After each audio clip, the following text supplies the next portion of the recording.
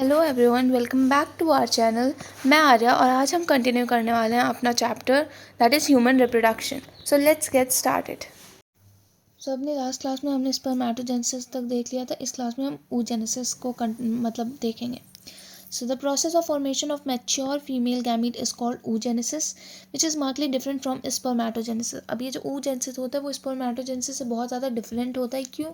क्योंकि जो oogenesis होता है वो एम्ब्रियोनिक स्टेज में बनने लग मतलब एम्ब्रियोनिक स्टेज जो होता है बेबी का वहीं पे स्टार्ट हो जाता है। स्पर्मेटोजेनेसिस जो था वो प्यूबर्टी में स्टार्ट होता था।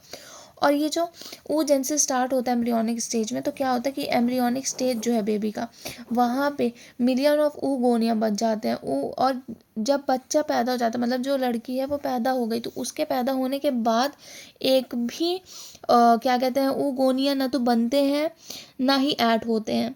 फिर होता क्या है कि यहाँ पे पढ़ लेते हैं पहले। oogenesis is initiated in embryonic development stage when a couple of million gamete mother cell oogonia form within each fetal ovary. No more oogonia are formed and added after birth. These cells start division and enter into prophase 1 of the meiotic division and get temporarily arrested at this stage. अब होता क्या है कि ये जो sales हैं अपने oogonia के, ये डिवीजन स्टार्ट करते हैं। और ये क्या कहते हैं, जो oogonia होते हैं वो डिवीजन स्टार्ट करते हैं। डिवीजन करके ये प्रोफेस 1 जो होता है मियोटिक डिवीजन का, वहाँ पे अरेस्ट हो जाते हैं। और यहाँ पे जो बनता है उसको बोलते हैं प्राइमरी oocyte.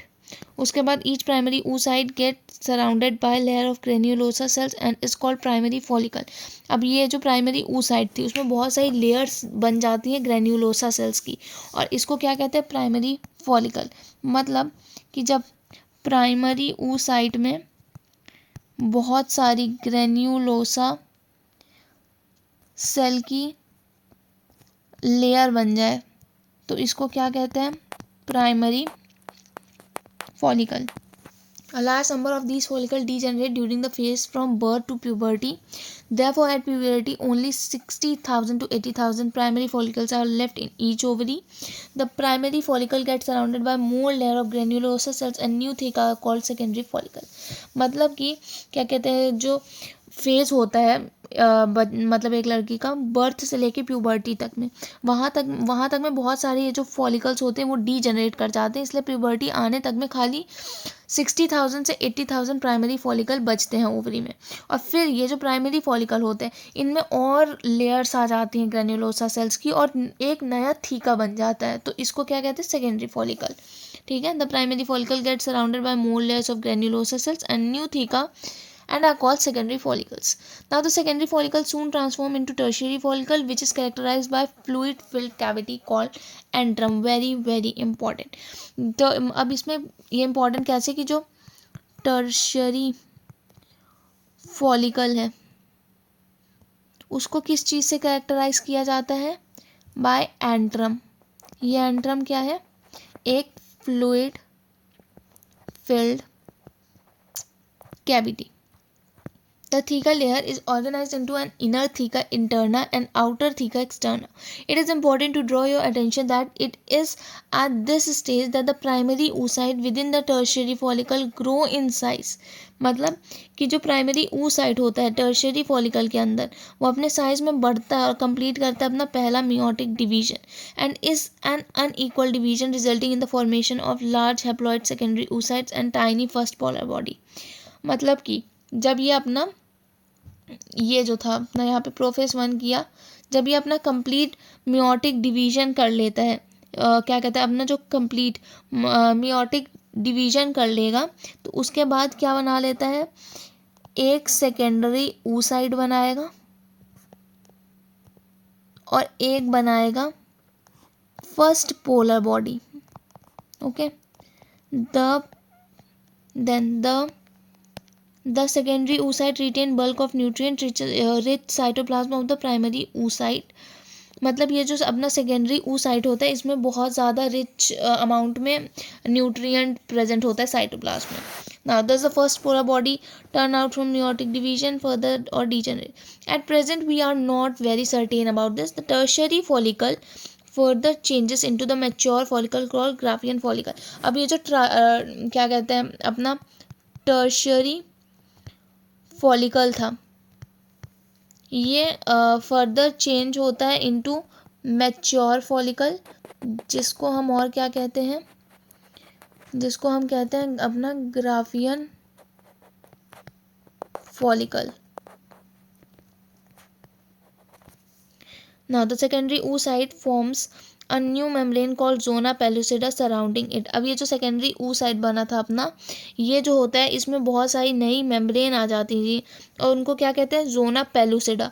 मतलब जो सेकेंडरी oocyte होती है वो जोना पेलुसिडा से सराउंडेड रहती है। The Graafian follicle now ruptures to release the secondary oocyte। अब ये जो ग्राफियन फॉलिकल था वो फटता है और उसके अंदर से सेकेंडरी oocyte निकलता है from the ovary by the process called ovulation. Ovulation के थ्रू ये जो ग्राफियन फॉलिकल था इसको ये फटता है और इससे सेकेंडरी oocyte निकलता है, उस प्रोसेस को बोलते हैं ओव्यूलेशन। ये रहा अब जैसे डायग्राम, ये पहले स्पर्मेटोजेनेसिस देख लेते हैं। इसमें क्या था कि स्पर्मेटोगोनिया था, फिर वो माइटोसिस करके प्राइमरी स्पर्मेटोसाइट बनाया। अब यहाँ पे माइटोसिस हुआ मतलब इसकी प्लॉइडी चेंज नहीं हुई होगी। देन यहाँ पे सेकेंडरी स्पर्मेटोसिस बना किससे, पहला मियोटिक डिवीजन से, मतलब यहाँ पे प्लॉइडी चेंज होगी। फिर यहाँ पे सेकेंड मियोटिक डिवीजन बना, उससे स्पर्मेटिड बना, देन डिफ्रेंशिएशन करके स्पर्मेटोजोआ बना लिया। अब यहाँ पे देखिए, यहाँ पे 46 क्रोमोसोम थे, ये प्राइमरी स्पर्मेटोसिस में भी 46 ही रहेंगे, बट सेकेंडरी में 23 हो गए क्योंकि यहाँ पे पहला मियोटिक डिवीजन हो गया जो कि एक रिडक्शनल डिवीजन होता है। अब oogoनियम क्या होता है कि ये फीटल लाइफ जो होती है वहाँ पे प्राइमरी oocyte बन गया। अब उससे बनता है क्या, प्राइमरी oocyte जो होता है वो अरेस्ट हो जाता है अपना प्रोफेज 1 में। फिर जब अपना पहला मियोटिक डिवीजन कंप्लीट करता है तो उससे एक सेकेंडरी oocyte बनता है और एक फर्स्ट पोलर बॉडी बनती है। अब ये सब ये जो फिर सेकेंडरी oocyte होता है वो फर्दर एक सेकेंड पोलर बॉडी बनाता है और ओवम, और ये जो फर्स्ट पोलर बॉडी से क्या कहते हैं सेकेंड पोलर बॉडी या फिर सेकेंडरी oocyte से ओवन तक जो भी बनता है ये सब एडल्ट रिप्रोडक्टिव लाइफ मतलब अपनी प्यूबर्टी में बनता है। अब देख लेते हैं अगला बहुत important topic, that is menstrual cycle. The reproductive cycle in female primates example monkey, apes and human being is called menstrual cycle. बहुत इंपॉर्टेंट लाइन है ये, really very important, very important. इससे डायरेक्ट एमसीक्यू आ सकता है। MCQ कैसा, ये जो फीमेल प्रीमेट है इस वर्ड को बदल सकते हैं या फिर मेंस्ट्रुअल साइकिल को बदल सकते हैं। Now the first menstruation begins at puberty and is called menarche. In human females, menstruation is repeated at an average interval of 28 to 29 days, and the cycle of events starting from one menstruation till the next is called the menstrual cycle. तो होता क्या है कि जो जब पहला menstruation आता है तो उसको क्या बोलते हैं, प्यूबर्टी में जो आता है उसको क्या बोलेंगे, मिनाक। और ये जो क्या कहते हैं मेंस्ट्रुएशन जो होता है वो रिपीट होता है on average interval of 28 to 29 days. और ये जो मेंस्ट्रुएशन होता है ये पूरा एक इवेंट होता है कि पहला जो मेंस्ट्रुएशन आया है उससे नेक्स्ट तक का जो पूरा साइकिल चलता है उसको बोलते हैं मेंस्ट्रुअल साइकिल। अब ये एक ग्राफ है, इसके बारे में पढ़ते हैं। The major event of the menstrual cycle are shown in figure 2.9. Cycle starts with the menstrual phase when menstrual flows occur and it lasts for 3 to 5 days. मतलब ये जो दिख रहा है यहाँ पे 3 से 5 दिन menstrual flow रहता है, bleeding होती है। The menstrual flow result to the breakdown of endometrium lining of the uterus and in blood vessel which forms the liquid that comes out through the vagina. अब होता क्या है कि यूट्रस में जो बनी होती है इंडोमेट्रियल लाइनिंग यूट्रस की, प्लस उसके जो ब्लड वेसल्स होते हैं which forms liquid that comes out through vagina. अब ये क्या बनाते हैं, ये दोनों लिक्विड बनाते हैं जो कि वेजाइना से निकलता है। Now menstruation only occurs if the released ovum is not fertilised. ये भी बहुत इंपॉर्टेंट है कि मेंस्ट्रुएशन तभी होगा जब एक रिलीज ओवम फर्टिलाइज नहीं हुआ। फर्टिलाइज कब नहीं होगा, जब उसको स्पर्म नहीं मिलेगा। Lack of menstruation may be indicative of pregnancy. यहाँ पे क्या लिखा है, lack of menstruation may be indicative of pregnancy. May be क्यों, क्योंकि कभी कभी कुछ और मतलब पुअर हेल्थ है आपकी, स्ट्रेस है, जैसे कि लिखा है स्ट्रेस हो गई, पुअर हेल्थ हो गई, इन सब कंडीशन की वजह से भी मेंस्ट्रुएशन साइकिल डिस्टर्ब हो जाती है। The menstrual phase is followed by the follicular phase. अब मेंस्ट्रुअल फेज था ये, उसके बाद आ जाता है अपना फॉलिक्यूलर फेज। ये रहा फॉलिक्यूलर फेज। अब फॉलिक्यूलर फेज में क्या होता है, during the phase the primary follicle in the ovary grow to become the fully mature Graafian follicle and simultaneously the endometrium of uterus regenerate through proliferation. अब ये menstruation था, उसके बाद फॉलिकुलर स्टेज फेज आया। इसमें क्या होता है कि जो प्राइमरी फॉलिकल होता है वो डेवलप होता है। मैं यहाँ पे देख लेती हूँ। पहले आया मेंस्ट्रुएशन फेज, उसके बाद आया फॉलिकुलर फेज। इसमें क्या होता है, फॉलिकुलर फेज में प्राइमरी जो अपना प्राइमरी फॉलिकल होता है वो ग्राफियन फॉलिकल में कन्वर्ट होता है। प्लस इसी को ये देखिए नीचे क्या लिखा है, प्रोलिफरेटिव फेज। मतलब प्रोलिफरेटिव फेज मतलब क्या होता है कि यहाँ पे ही क्या होता है, जो प्राइमरी फॉलिकल से ग्राफिकल फॉलिकल तो बन रहा है, साथों साथ जो यूट्रस होती है उसकी इंडोमेट्रियम जो होती है वो रीजनरेट करती है by proliferation. These changes in the ovary and the uterus are induced by changes in level of pituitary and ovarian hormones. अब ये जो चेंजेस हो रहे हैं ओवरी और यूट्रस में, ये किसकी वजह से होते हैं, जब पिट्यूटरी और ओवेरियन हार्मोन के लेवल चेंज होते हैं। The secretion of gonadotropins, that is LH and FSH, increases gradually during the follicular phase and stimulate follicular development as well as the secretion of estrogen for the growing follicle. अब ये जो अपने पास gonadotropin है, that is luteinizing hormone and follicular stimulating hormone, ये increase कर जाते हैं अचानक से फॉलिकुलर फेज में। LH और FSH का सडन इंक्रीज होता है। ये फॉलिकुलर फेज में LH और FSH दोनों सडन इंक्रीज करते हैं, जिसकी वजह से फॉलिकुलर डेवलपमेंट तो होता ही है और उसके साथ साथ ईस्ट्रोजन का भी सिक्रीशन होता है। जो ग्रोइंग फॉलिकल होते हैं, ये ग्रोइंग फॉलिकल ये क्या करते हैं, ये सिक्रीट करते हैं ईस्ट्रोजन। अब इसमें पूछ सकता है कि ईस्ट्रोजन कहाँ सिक्रीट होता है, तो ईस्ट्रोजन प्राइमरी जो डेवलपिंग फॉलिकल होता है वहाँ से एस्ट्रोजन सिक्रीट होता है। Both LH and FSH attain a peak level in middle of the cycle. ये जो LH और FSH होता है दोनों अपने पीक लेवल पे होते हैं कब, जब मिडिल साइकिल चल रही है। Rapid secretion of luteinizing hormone leading to its maximum level during the mid cycle called LH surge। जब एक अचानक से LH luteinizing hormone का सिक्रीशन बहुत तेज हो जाता है, तो उसकी वजह से क्या होता है कि जो मैक्सिमम लेवल पहुंच जाता है मिड साइकिल में, तो इसको कहते हैं LH सर्ज। मतलब जब ल्यूटिनाइजिंग हार्मोन अचानक से अपने मैक्सिमम लेवल में पहुंच जाता है मिड साइकिल के, तो उसको क्या कहते हैं, luteinizing hormone surge, that is LH surge. Induces rupture of Graafian follicle and thereby release of oven. अब ये जो LH सर्ज जब होता है, मतलब ल्यूटिनाइजिंग हार्मोन अपने पीक पे होता है, तो ये क्या करता है, ये ग्राफियन फॉलिकल को फटवाता है, उनका रप्चर कराता है और वहाँ पास से ओवम रिलीज करवाता है, जिस प्रोसेस को क्या कहते हैं, ओव्यूलेशन। नाउ द ओव्यूलेशन और ovulatory phase is followed by the luteal phase, during which the remaining part of the Graafian follicle transform as the corpus luteum। अब ये जो फॉलिकुलर फेज होता है, फॉलिकुलर फेज के बाद आ जाता है, फॉलिकुलर फेज के बाद आ जाता है क्या कहते हैं अपना ये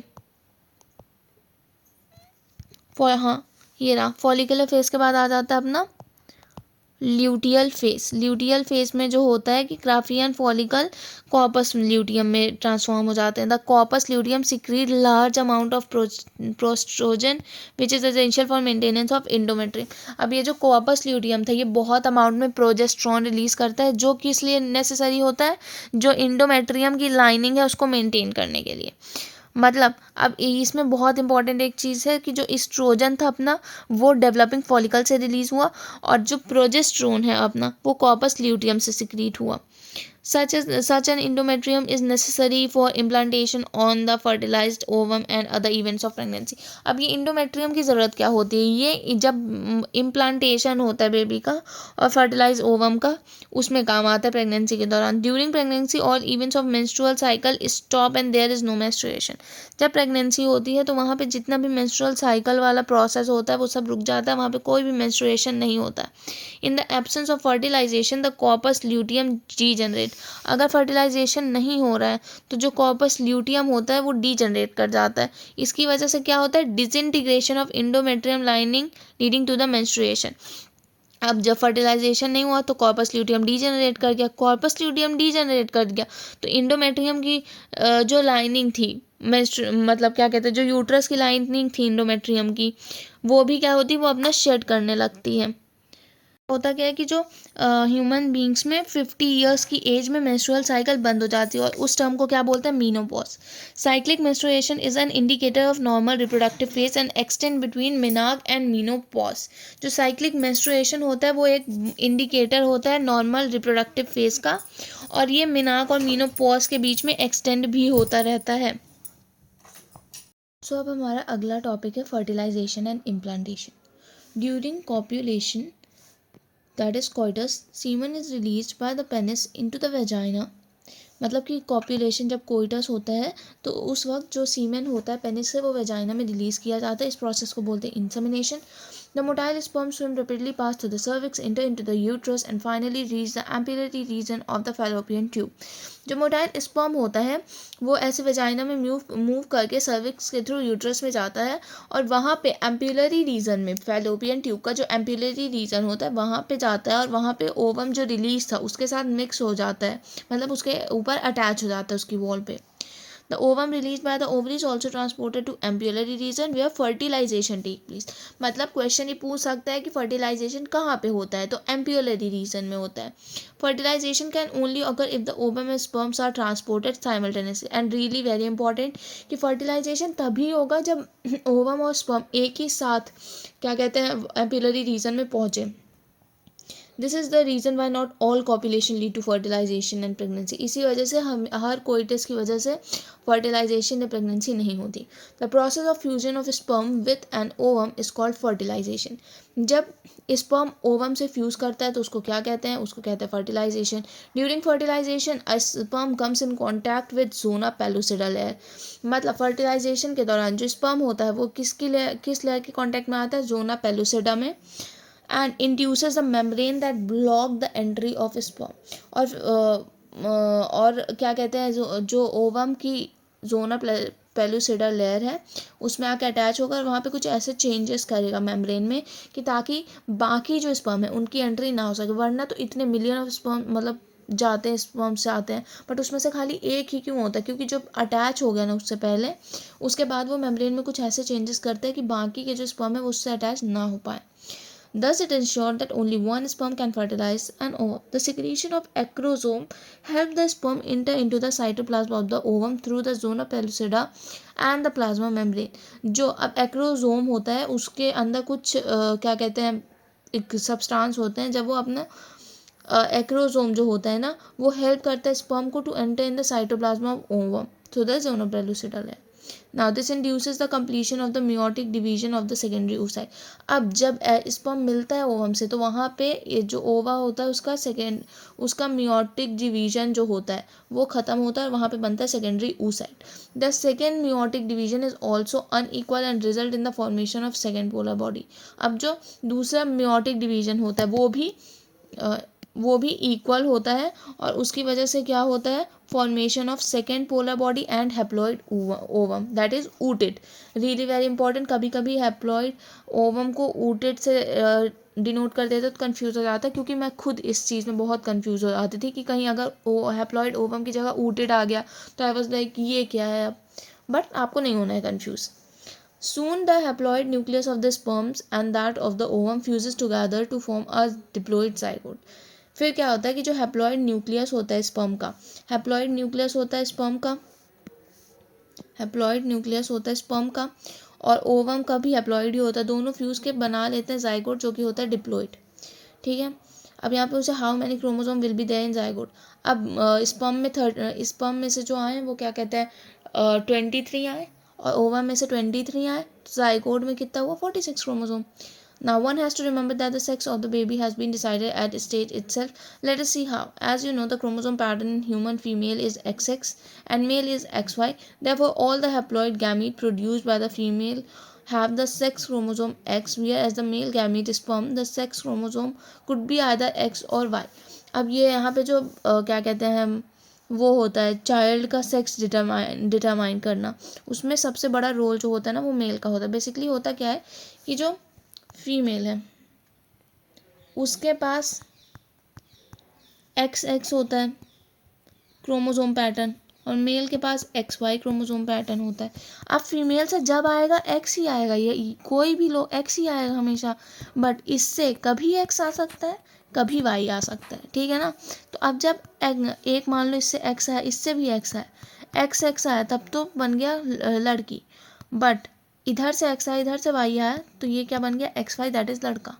फिर इधर भी सेम हुआ, ये वाला X इससे X से मिला तो वापस से लड़की आ गया, फिर ये X इस Y से मिला तो वापस यहाँ XY बन गया। मतलब ये जो चाइल्ड का क्या कहते हैं सेक्स डिटरमाइन करते हैं, ये बेसिकली डिपेंड ही किस पे कर रहा है, Y क्रोमोसोम पे। Y मतलब मेल पे डिपेंड कर रहा है ना।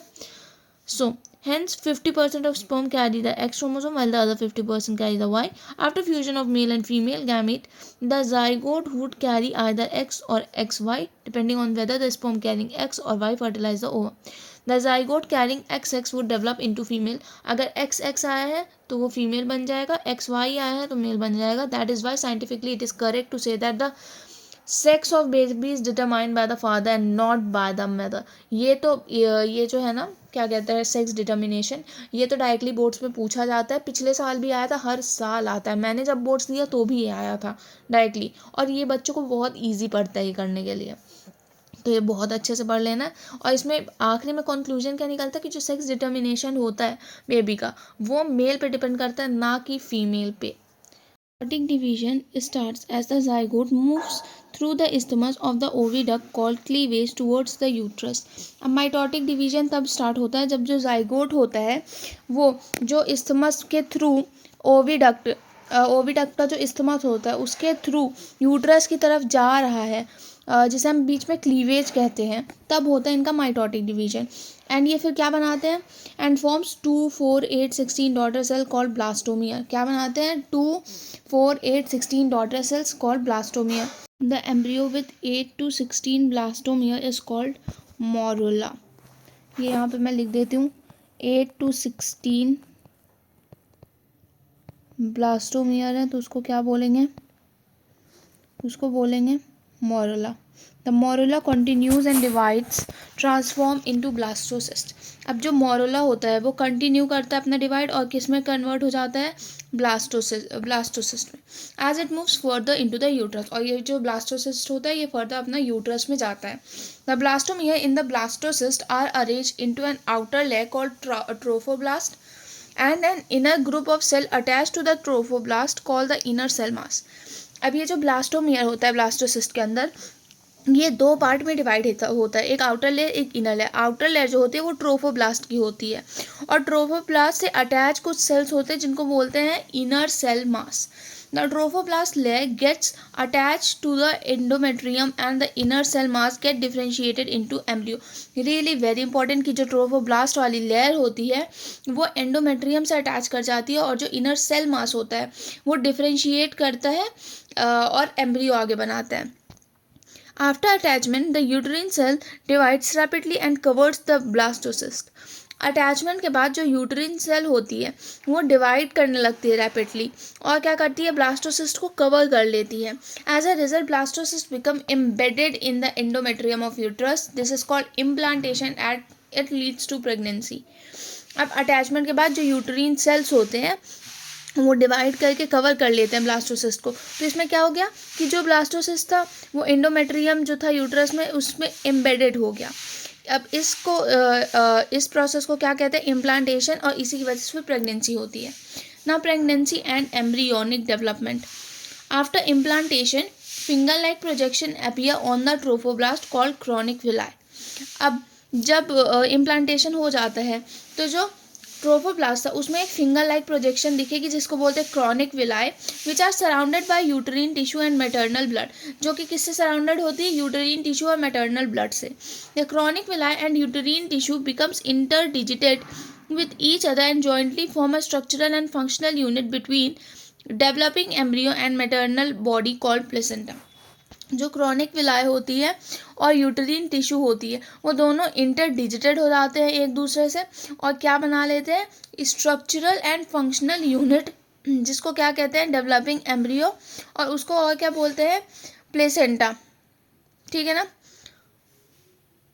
Now, the placenta facilitates the supply of oxygen and nutrient to the embryo and also removal of carbon dioxide and excretory waste material produced by the embryo.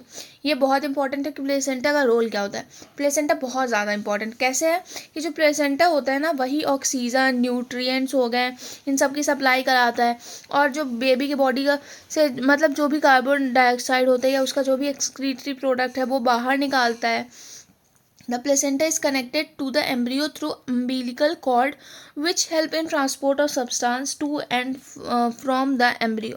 अब placenta जो होता है वो एम्ब्रियो से कनेक्टेड होता है एक अम्बिलिकल कॉर्ड के थ्रू, जो किस काम आती है कि कुछ भी सब्सटेंस जो कि अंदर से लेना है या देना है उसके ट्रांसपोर्ट में काम आती है. Now placenta act as endocrine tissue and produce several hormones like human chronic gonadotropin HCG, human placental lactogen HPL oestrogen progesterone etcetera. मतलब कि अब ये भी बहुत ज़्यादा इंपॉर्टेंट है. मैं इसको इधर लिख देती हूँ. इससे तो डायरेक्ट क्वेश्चन आते हैं MCQ में CUET में कि जो प्लेसेंटा है वो किसकी तरह काम करता है. इंडोक्राइन टिश्यू की तरह. मतलब वो बहुत सारे हार्मोन्स भी प्रोड्यूस करेंगे. तो कौन से हार्मोन प्रोड्यूस करता है. HCG, that is human chronic gonadotropin. HPL, that is human placental lactogen. Then estrogen and progesterones. In the later phase of pregnancy, a hormone called relaxin is also secreted by the ovary. Very very important कि जो relaxin होती है वो किससे secrete की जाती है. By ovary. Let us remember that HCG, HPL and relaxin are produced in women only during the pregnancy. अब ये जो HCG होता है, HPL होता है और रिलैक्सिन ये खाली एक वुमेन में प्रेगनेंसी के दौरान ही प्रोड्यूस की जाती है. In addition during the pregnancy, the level of other hormones like estrogen, progesterone, cortisol, prolactin, thyrosin, etc. increased several fold in maternal blood. अब प्रेगनेंसी के दौरान जो हॉर्मोन्स होते हैं जैसे कि ईस्ट्रोजन हो गया, प्रोजेस्टोन्स हो गया, कॉर्टिसोल हो गया, प्रोलैक्टिन, थायरॉक्सिन, इन सब के जो लेवल होते हैं वो डिक्रीज करते रहते हैं. Increase production of these hormone is essential for supporting the foetal growth. अब इनका जो बहुत ज़्यादा प्रोडक्शन होता है तो वो किस चीज़ में काम आता है. जो फीटल होता है उसके ग्रोथ के लिए. Metabolic changes in the mother and maintenance of pregnancy. मतलब ओवरऑल ये इंक्रीज प्रोडक्शन जो होता है हार्मोन का उसका काम होता है फीटल की ग्रोथ में. जो बॉडी में मेटाबॉलिक चेंजेस हो रहे हैं मदर को उसके मेंटेन करने के लिए और प्रेगनेंसी को मेंटेन करने के लिए. Now immediately after implantation the inner cell mass differentiate into an outer layer called ectoderm and inner layer called endoderm. अब जो इनर सेल मास था वो क्या कहते हैं इम्प्लांटेशन के जस्ट बाद डिफ्रेंशिएट करने लगता है एक्टोडर्म इंडोडर्म में. Mesoderm soon appear between the ectoderm and endoderm. और फिर जो मीजोडर्म होता है वो जल्दी ही एंडोडर्म और एक्टोडर्म के बीच में दिखाई देता है. These 3 layer give rise to all tissue organs in the adult. अब यही 3 जो लेयर्स होती हैं इन्हीं की वजह से क्या कहते हैं ये जो 3 लेयर्स हैं इन्हीं की वजह से जो एक एम्ब्रियो होता है वो अपने ऑर्गन्स मतलब ऑर्गन जो बनते हैं ना वो इन्हीं 3 लेयर की वजह से बनते हैं एडल्ट में. In it needs to these 3 layers give rise to all tissue in adults. ठीक है. It needs to be mentioned here that inner cell mass contain certain cell called stem cell which have the potency to give rise to all the tissue and organs. अब ये बहुत important line है. अब ये बहुत important line है कि जो सेल मास होती है उसमें ना कुछ ऐसे सेल्स होते हैं दैट इज स्टेम सेल जिसके पास पोटेंसी होती है to give rise to all tissue and organs. ठीक है. Now the human pregnancy last 9 months. ये तो अपने सबको पता है कि जो ह्यूमन प्रेगनेंसी होती है वो 9 महीने चलती है. Do you know how for many months pregnancy last in dogs, elephant, cats. find out in human beings after 1 month of pregnancy the embryo heart is formed. 1 महीने बाद प्रेगनेंसी के हार्ट बन जाता है. First sign of growing fetus may be noticed by listening to the heart sound carefully through the stethoscope. अब सबसे पहले ये कैसे क्या पता चलता है कि अंदर एक बेबी है या ग्रोइंग फीटस है, जब सबसे पहले हार्ट की वॉइस सुनाई देती है. By the end of 2nd month of pregnancy the fetus develop limbs and digits. अब जब 2nd मंथ ख़त्म होता है प्रेगनेंसी का, तो जो फीटस होते हैं उसमें लिम्स डिजिट्स आ जाते हैं. By the end of 12 week, मतलब जब 3 महीने हो जाते हैं, तो मोस्टली जो मेजर ऑर्गन सिस्टम होते हैं वो बन जाते हैं, जैसे कि लिम्ब हो गया, एक्सटर्नल जेनिटल ऑर्गन हो गया, are well developed. The first movement of the fetus and appearance of hair on the head are usually observed during the 5th month. अब जो पहला मूवमेंट होता है फीटस का और क्या कहते हैं बालों मतलब सर में बाल आना हो गया, ये सब 5th मंथ जो होता है तब ऑब्जर्व किया जाता है. And bye the end of about 24 weeks, मतलब कि 6 महीने के आखिरी में क्या देखना चाहते हैं दिखता है कि जो बॉडी होती है वो छोटे छोटे बालों से कवर हो चुकी है, आई लेड सेपरेट हो चुकी है, आई लैशेस बन चुकी हैं, और 9th मंथ के बाद प्रेगनेंसी के जो फीटस होता है वो फुल्ली डेवलप हो जाता है और डिलीवरी के लिए रेडी हो जाता है. ये भी बहुत ज़्यादा इंपॉर्टेंट है, बोर्ड्स के पर्सपेक्टिव से तो है ही, CUET से भी है. Now, parturition and lactation. The average duration of human pregnancy is about 9 months, which is called gestation period. अब जो ड्यूरेशन होता है ह्यूमन प्रेगनेंसी की वो 9 महीने होता है, जिसको हम क्या कहते हैं, जेस्टेशन पीरियड कहते हैं. जो 9 महीने की प्रेगनेंसी का टाइम होता है उसको हम जेस्टेशन पीरियड कहते हैं. Vigorous contraction of the uterus at the end of pregnancy causes expulsion or delivery of fetus. जब यूट्रस का बहुत ज़्यादा कंट्रैक्शन होता है तो उसके बाद क्या होता है कि फीटस की डिलीवरी हो जाती है. The process of delivery of foetus is called parturition. जब फीटस को डिलीवर किया जाता है उस प्रोसेस को क्या कहते हैं, parturition. Parturition is induced by a complex neuro endocrine mechanism. अब ये जो पार्चुरेशन होता है ना, ये कब होता है, जब बहुत सारे न्यूरो इंडोक्राइन मैकेनिज्म चलता है तब ये होता है. The signal for parturition originate from fully developed fetus and placenta, which induce mild uterine contraction called fetal ejection reflux.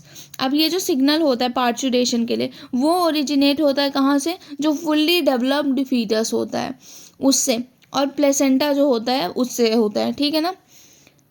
इसको क्या कहते हैं, इस कंट्रैक्शन को क्या कहते हैं, which induce mild in uterine contraction को बोलते हैं फीटल इजेक्शन रिफ्लेक्स. अब होता क्या है, जो पार्चुरेशन का सिग्नल होता है वो ओरिजिनेट होता है फुल्ली डेवलप्ड फीटस से. अब जब यहाँ पास से सिग्नल आया तो जो प्लेसेंटा होता है वो थोड़ा सा कंट्रैक्ट करता है, इसको क्या बोलते हैं, foetal ejection reflex. This triggers the release of oxytocin from the maternal pituitary. Very very important. जब ये फीटल इजेक्शन रिफ्लेक्स होता है तो उसके बाद क्या होता है कि ये ट्रिगर करता है कि ऑक्सीटोसिन जो है वो रिलीज हो मैटरनल पिट्यूटरी से. Oxytocin act on the uterine muscle and causes stronger uterine contraction. अब ये जो ऑक्सीटोसिन होता है ये यूटरीन मसल में एक्ट करता है और वहाँ पे क्या कराता है कि बहुत ज़्यादा यूटरीन कंट्रैक्शन कराता है, जिसकी वजह से which in turn stimulate further secretion of oxytocin, जिसकी वजह से और ज़्यादा सिक्रीशन होता है ऑक्सीटोसिन का. The stimulatory reflex between the uterine contraction and oxytocin secretion continues resulting in stronger and stronger contraction. अब ये जो ऑक्सीटोसिन बार बार रिलीज हो रहा है इससे क्या होता है कि एक बहुत ही स्ट्रॉन्गर से स्ट्रॉन्गर कंट्रैक्शन होने लगता है. This lead to the expulsion of the baby out of the uterus through the birth canal. अब इससे क्या होता है कि जो बेबी होता है वो क्या कहते हैं, उसका एक्सपल्शन होता है थ्रू द बर्थ कैनाल, जिसको हम कहते हैं parturition. Soon after the infant is delivered, the placenta is also expelled out of the uterus. अब क्या कहते हैं, जो जब बेबी डिलीवर हो जाता है तो उसके बाद जो प्लेसेंटा होता है उसको भी यूट्रस के साथ बाहर निकाल दिया जाता है. Now, the mammary gland of female undergo differentiation during pregnancy and start producing milk towards the end of pregnancy by the process called lactation. अब जो मेमरी ग्लैंड होता है फीमेल का, वो उसमें भी बहुत सारे डिफरेंशिएशन आते हैं प्रेगनेंसी के दौरान, और उसके बाद क्या होता है कि वो फिर मिल्क प्रोड्यूस करने लगता है at the end of pregnancy. किस प्रोसेस से? लैक्टेशन प्रोसेस से. This helps the mother in feeding the new born. The milk produced during the initial few days of lactation called the colostrum. very very important. जो milk starting के कुछ days में pregnancy के बाद जो आता है उसको क्या बोलते हैं? कोलोस्ट्रम, जिसमें कि बहुत सारी एंटीबॉडीज़ होती हैं, absolutely essential to develop resistance for the new born baby, जो कि बहुत ज़्यादा ज़रूरी होती है न्यू बॉर्न बेबी के लिए. Now, breastfeeding during the initial period of infant growth is recommended by the doctor for bringing up a healthy baby. अब क्या होता है, डॉक्टर यूजुअली रिकमेंड करते हैं कि जब बेबी पैदा हो रहा है तो आप उसको कुछ टाइम तक, कुछ एक पीरियड तक उसको ब्रेस्ट फीडिंग कराएं, जिसकी वजह से बेबी काफ़ी ज़्यादा हेल्दी होगा. So here we end this chapter. Summary आप लोग अच्छे से देख लीजिएगा. बाकी कुछ भी डाउट हो, let me know in comment section. I'll clear that doubt. Thank you for watching. Bye bye.